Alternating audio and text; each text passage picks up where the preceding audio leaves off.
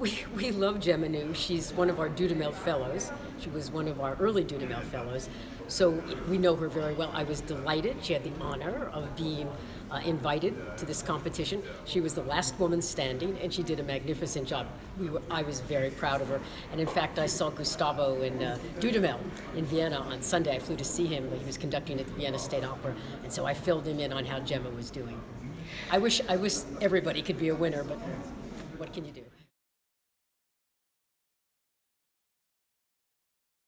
Well, the challenges for Gemma are actually the same as challenges for any young conductor.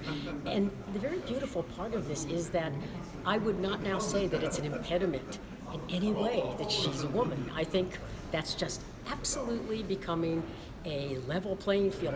And it's wonderful when you see her work because she's just thinking of herself as a conductor.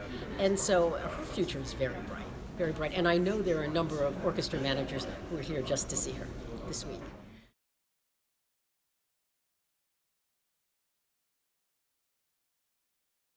Oh no, it's a very serious issue, but I don't feel just I should be doing something. I feel all of my colleagues should be doing something, but I do take a very active role. So we've had a number of our Dudamel Fellows who have been women, Gemma among them.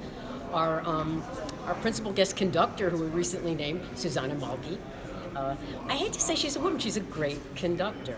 Joanna Coneros from the Gulbenkian Orchestra was one of our associate conductors. So we've had a list of that. And we do think about, when we're hiring conductors, we think about gender diversity, we think about diversity as well. So, as you know, Gustavo Dudamel is a Latino, and the conductor of our Hollywood Bowl Orchestra, Tom Wilkins, is an African American. So, yes, I think sadly, these things don't always happen naturally. It takes people making a conscious effort to think about it and then to take action. And there's always, well, yes, there is resistance. I wouldn't say there isn't at the beginning, but now you can feel that it's natural and it's moving along.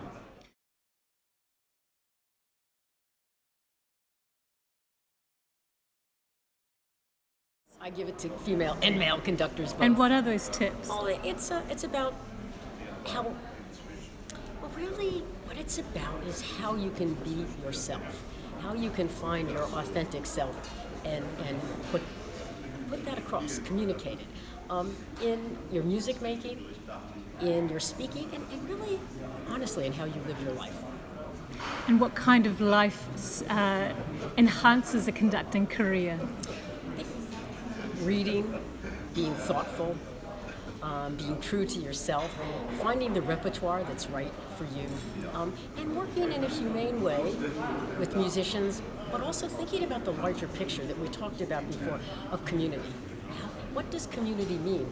How do we reach out to our community so that we're genuinely integrated into the fabric of our communities and not standing at the side? Because I think there's a social contract, and the more conductors think about that, even though that's somewhat outside of music, it's going to be essential for the 21st century orchestra to survive.